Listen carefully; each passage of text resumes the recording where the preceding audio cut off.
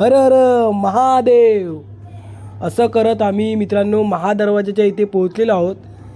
आणि किल्ल्याचं बांधकाम बघून आपल्याला नक्कीच अंदाज आला असेल की आपलं हे स्वराज्य किती मजबूत होतं आणि भक्कम होतं.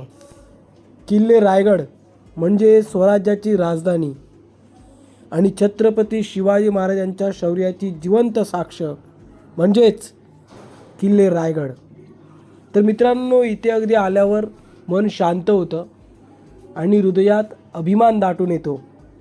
तर परत एकदा बोला हर हर महादेव. तर मित्रांनो इथे आपण जर किल्ल्याची भौगोलिक स्थिती बघितली तर आपल्याला समजेल की महाराजांची दूरदृष्टी किती अचूक होती. कारण हा किल्ला खूप उंचावर आहे आणि सहजासहजी ते शत्रू किल्ल्यावर आक्रमण करू शकत नाही.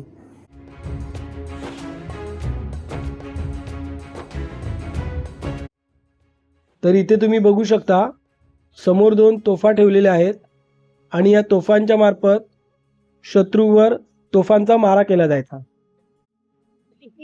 तर आता मित्रांनो इथे आहे, थोड्या वेळाने मी समोर असेन टकमक टोकावर.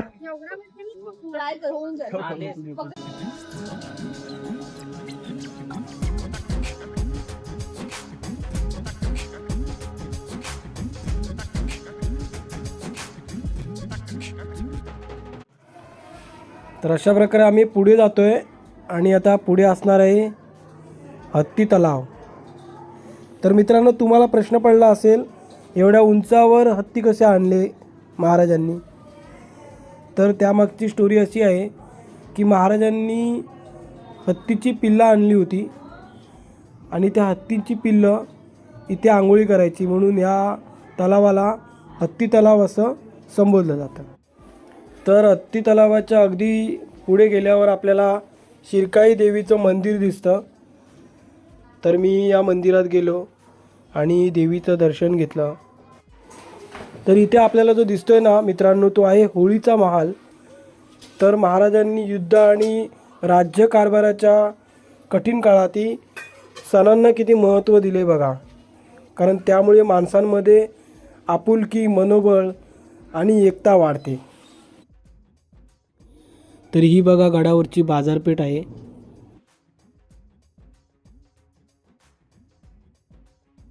समोरच आपल्याला जगदीश्वराचं मंदिर दिसतंय. जगाचा ईश्वर म्हणजे जगदीश्वर.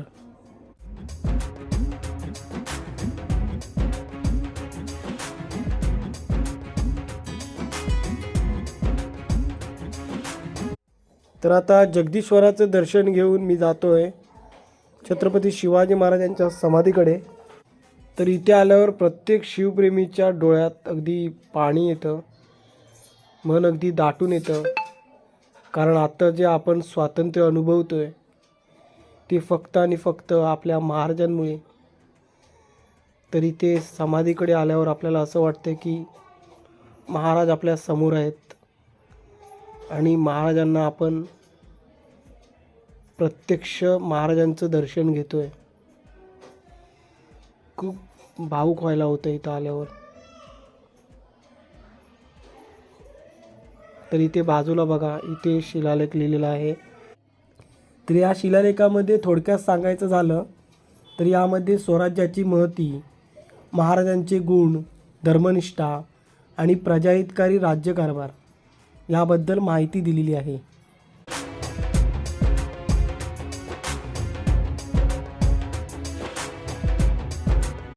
लिंबू सरबत आणि कोकम सरबत पितोय आता आम्ही. तर मित्रांनो इकडे आता मी किल्ल्यावर झुणका भाकर खायला आलोय आणि आता वाट बघतोय. भूक लागली खूप. फायनली किल्ला मी चढलेलो आहे पूर्ण. Confidence level 100%. खूप मजा आली. पिठलं भाकर आलेलं आहे, खातोय आता मस्तपैकी. सनी भाई कसं आहे पिठलं भाकर सनी? कसं आहे रांगडागडी? पिठलं भाकर कसं आहे? मस्त. तुम्हाला तसं कळणार ना, खाऊन जावं लागेल तुम्हाला. हो किल्ल्यावर पिठलं भाकर खातोय पहिल्यांदा किल्ल्यावर म्हणजे जेवण करतो मी असं. हो हो ज्वारीची भाकर नाही मस्त अनुभव आहे मित्रांनो आणि मस्त चव पण मस्त आहे. तिथं ज्वारी बोलली. किल्ल्यावर आलात तर नक्कीच पिठलं भाकर खा. इथे कोकणात तुला जाडी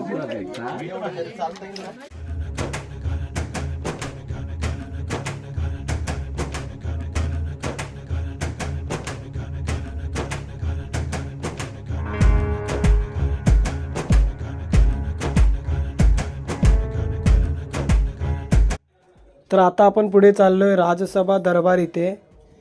इथे महाराज सभा घ्यायचे आणि इथेच महाराजांचा राज्याभिषेक झाला. ती ही जागा आहे. तर आता आपण तिकडे जात आहोत.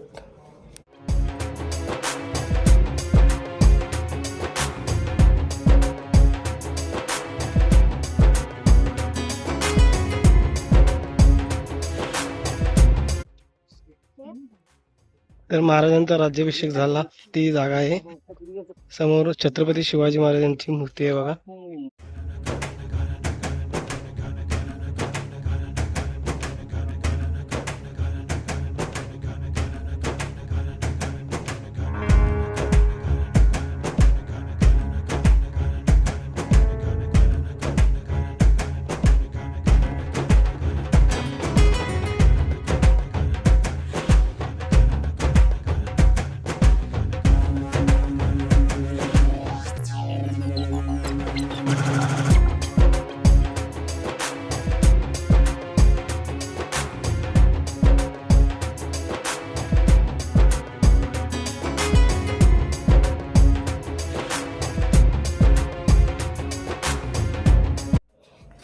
तर हा आहे महाराजांचा राजवाडा आणि इथे महाराज राहायचे. ती ही जागा आहे बघा.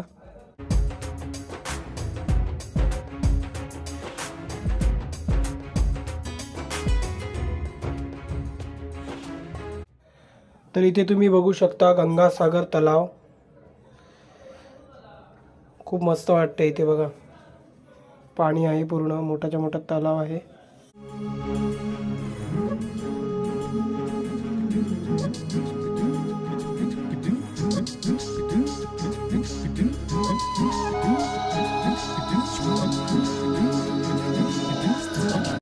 तर मित्रांनो, नवीन वर्षाचा जो काही माझा संकल्प होता, मला रायगडावर जायचं होतं आणि मी रायगड चढलेलो आहे.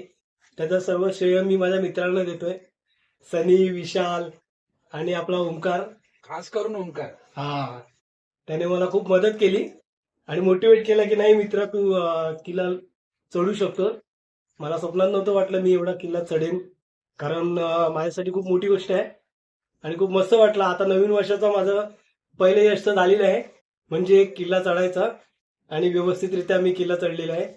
आणि आता पुढचे माझे लाईफमधले जे जे काही गोल आहेत असेच मी सर करेन आणि मी माझं जे काही ध्येय आहे ते कम्प्लीट करेन आणि हेच मला आजचं मोटिवेशन आहे. तर मित्रांनो, तुम्हीही जे काही ठरवाल ते मनापासून केलं, इच्छाशक्ती असेल ते नक्कीच पूर्ण होईल. तर भेटूया अशाच नवीन ब्लॉगमध्ये. तोपर्यंत लाईक करा, शेअर करा आणि सबस्क्राईब करा. चला, धन्यवाद.